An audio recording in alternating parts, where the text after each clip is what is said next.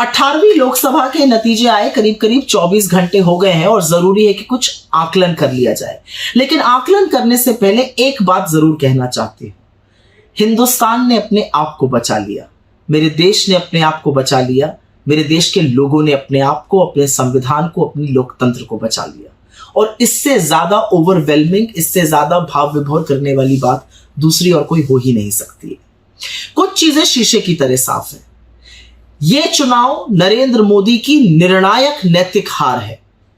63 सीटें करीब करीब बीजेपी की पिछले चुनाव के मुकाबले कम हुई हैं। यह पूरा चुनाव नरेंद्र मोदी की शक्ल पर, उनकी होर्डिंग पर, उनकी तस्वीरों पर, उनकी गारंटी पर लड़ा गया। तो जब चुनाव हारा गया तो यह नरेंद्र मोदी की हार है।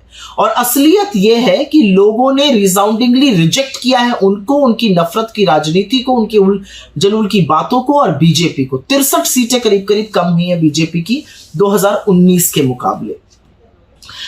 उसके अलावा सबसे बड़ी बात यह है कि नरेंद्र मोदी की खुद की मार्जिन मात्र 1.5 लाख वोट रही जीतने की। जबरदस्त चुनाव लड़ा अजय राय जी ने, कांग्रेस के अध्यक्ष बनारस में, उत्तर प्रदेश के अध्यक्ष हैं। और यही नहीं, आसपास की सीटें, चंदौली हुआ, जौनपुर हुआ, ये सारी सीटें बीजेपी हारी। तो बनारस का बहुत कुप्रभाव भी आसपास पड़ा बीजेपी के लिए। इससे ज्यादा वोट से तो किशोरीलाल शर्मा जी ने स्मृति ईरानी को हरा दिया, करीब 1,64,000 से। और अगर राहुल गांधी की विनिंग मार्जिन की बात की जाए तो वायनाड और रायबरेली दोनों में लगभग 4 लाख वोट से जीते। तो नरेंद्र मोदी जी की जो खुद की मार्जिन भी कम हुई, उसने सिद्ध कर दिया कि जो कहते थे उनको मां गंगा ने बुलाया है, और मां गंगा में उन्होंने 80-80 नाले बहा दिए, उसमें मृत गाय तैर रही हैं, आचमन योग्य पानी नहीं रहा है, कॉरिडोर के लिए लाखों मंदिरों को तोड़ दिया गया, शिवलिंग और गौरी प्रतिमाएं सड़कों पर पड़ी हैं। कहीं ना कहीं काशी भी उकता गया है, और देखिए कितनी जल्दी झोला उठा के वहां से जाना पड़ता है। इस चुनाव ने एक बात और सिद्ध करी कि लोगों को कोई मतलब नहीं है कि आप मुजरा, मंगलसूत्र, भैंस, टोटी, इस तरह की उलझलूल बातें करिए। आप अपने आप को परमात्मा का दूत बता दीजिए। लोगों ने यह चुनाव मुद्दों पर लड़ा है। और असलियत यह है कि राहुल गांधी ने जो बीड़ा उठाया था इस संविधान को बचाने का, हमारे सबसे पवित्र ग्रंथ को बचाने का, इस देश की आत्मा को बचाने का, उसमें उन्होंने वादा किया था, वो सफल हुए हैं। और ये बीड़ा उन्होंने भारत जोड़ो यात्रा से लेकर भारत जोड़ो न्याय यात्रा तक उठाए रखा। वो मुद्दों पर टिके रहे, लाख बातें कही गई, वो नहीं हटे, डटे रहे मुद्दों पर। और खटाखट देश की जनता उनके पीछे लामबंद हो गई। इंडिया के सारे गठबंधन के नेताओं ने एक साथ मिलकर एक स्वर में कुछ ही मुद्दे उठाए, और वो जनता के मुद्दे थे। और उसी लिए हमें बहुत बड़ी बढ़त भी हासिल हुई। और इक्की दुक्की जगह नहीं हारी है भाजपा। भाजपा उत्तर प्रदेश हारी है, महाराष्ट्र हारी है, राजस्थान हारी है, पश्चिम बंगाल हारी है, गुजरात को भेद दिया गया, बिहार में सीटें कम हुई। और जहां दौड़ दौड़ कर मोदी जी सभाएं तमिलनाडु में कर रहे थे, वहां पर एक बहुत बड़ा नीलबटा सन्नाटा मिला। तो हर जगह हार हुई है बीजेपी की, यह व्यापक हार थी। नरेंद्र मोदी जी के क्षेत्र के लिए कहा जाता था वो 10 लाख से जीतेंगे, वो तो 1.5 लाख से जीते। लेकिन कांग्रेस के सांसद रकीबुल जी असम में 10 लाख वोट से जीते। वो उस समुदाय से आते हैं जिसको नरेंद्र मोदी ने घुसपैठिया कहा था।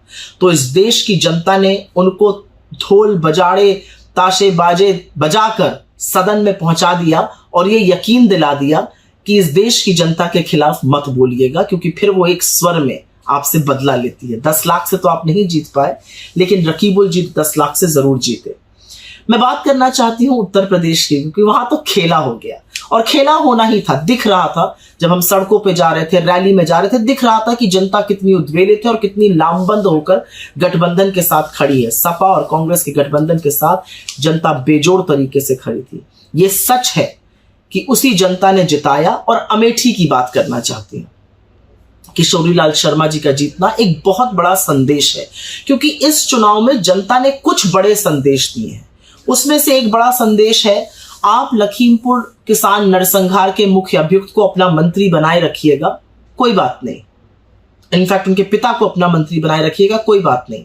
ये जनता किसानों की मौत का और उनकी शहादत का बदला लेगी। अजय मिश्र टेनी को लखीमपुर से हराकर जनता ने इस बात का बदला लिया।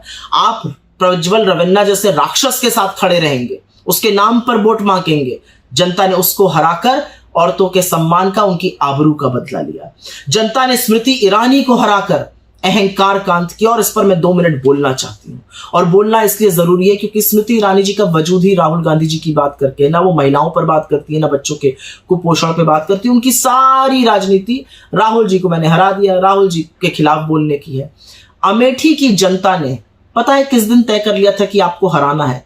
जिस दिन आपने सदन में खड़े होकर सोनिया गांधी जी से तू तड़ाक किया था, जिस दिन आपने उनको तुम कहकर संबोधित किया था, उसी दिन अमेठी ने डिसाइड कर लिया था कि आपकी बड़ी शिकस्त होगी। 1,64,000 वोटों से हारना आसान बात नहीं, और जिसको आप राहुल गांधी का पीए कहती थी ना, वही काफी थे आपको हराने के लिए, कांग्रेस का एक मजबूत कार्यकर्ता।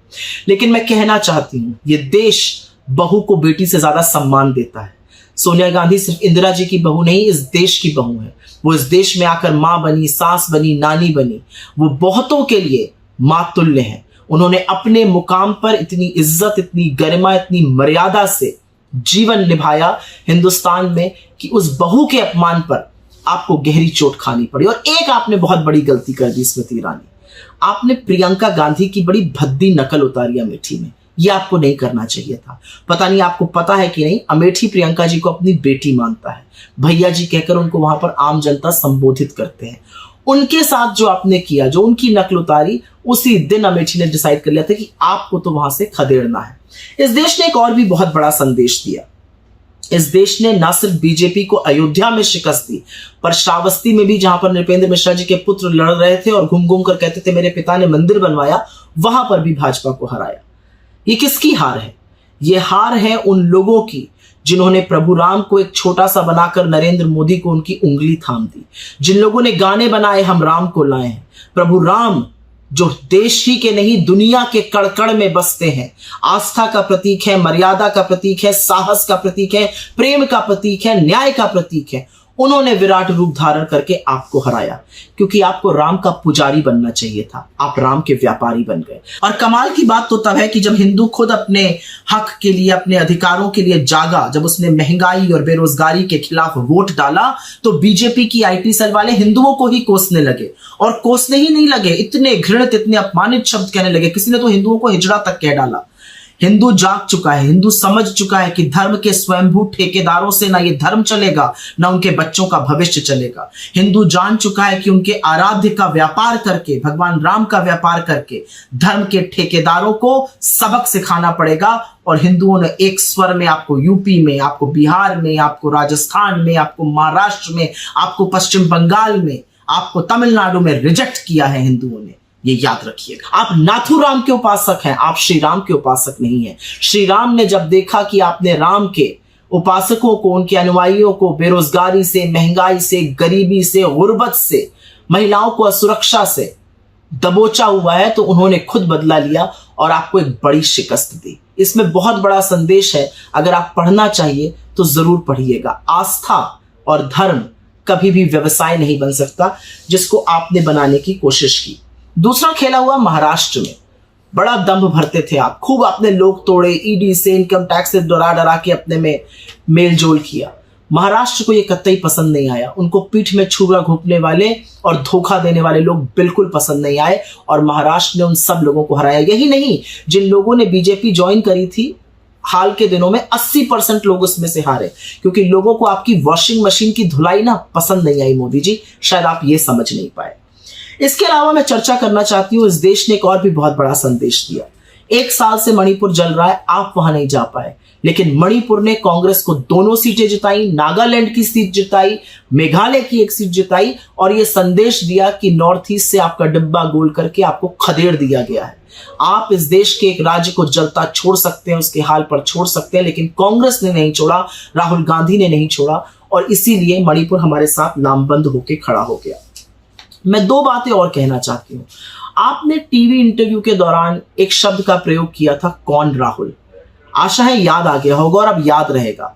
वो राहुल जिसने आपकी नींद उड़ा दी है, जिसने आपके दिन का चैन खत्म कर दिया है। वो राहुल जिसने आपके प्रधानमंत्री बनने पर प्रश्न चिन्ह लगा दिया, वो राहुल जो इस देश के गरीबों, मजदूरों, किसानों, महिलाओं, युवाओं के साथ खड़ा हो गया और आपको ललकार दिया, वो राहुल जिसने आपकी 63 सीटें हरवा दी, वो राहुल जिसने आपको शिकस्त दी, वो राहुल जो इस देश का बेटा है, वो राहुल जो इस देश का भाई है, वो राहुल जो इस आपकी तरह इस देश का राजा नहीं बनना चाहता, इस देश का बेटा और भाई बन के रहना चाहता है। याद रखिएगा कौन राहुल।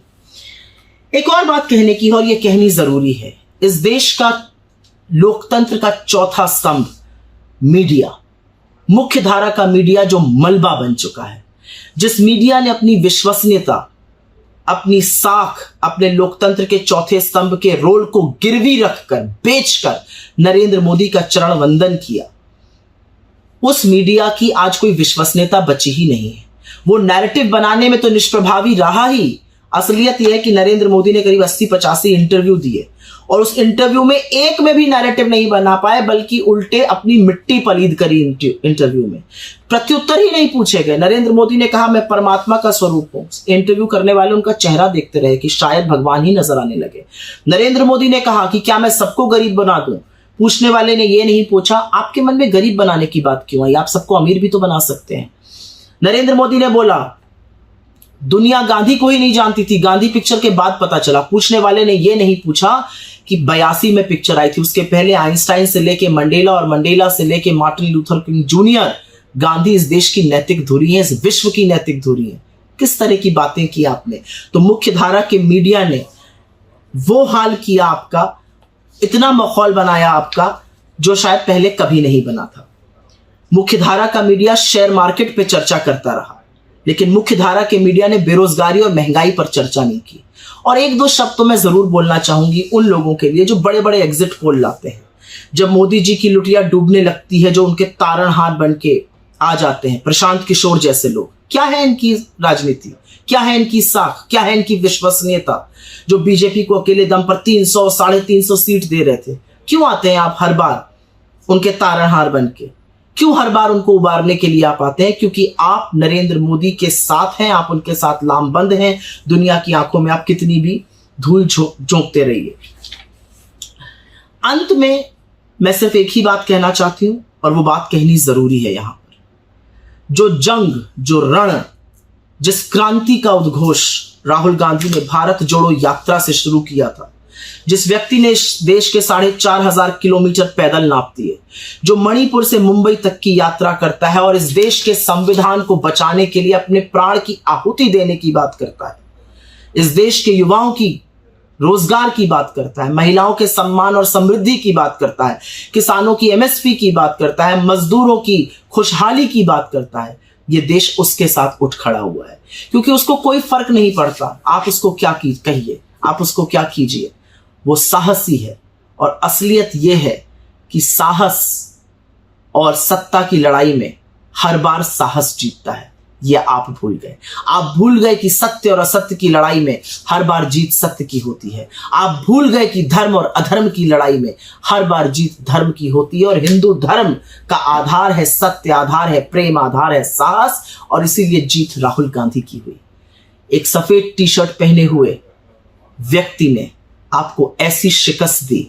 कैसा लग रहा है नरेंद्र मोदी जी, शहजादे की शह और माथ पाकर। Stay ahead with our cutting-edge news app. Instantly access the latest shorts in just 1 minute and breaking news in just 50 words.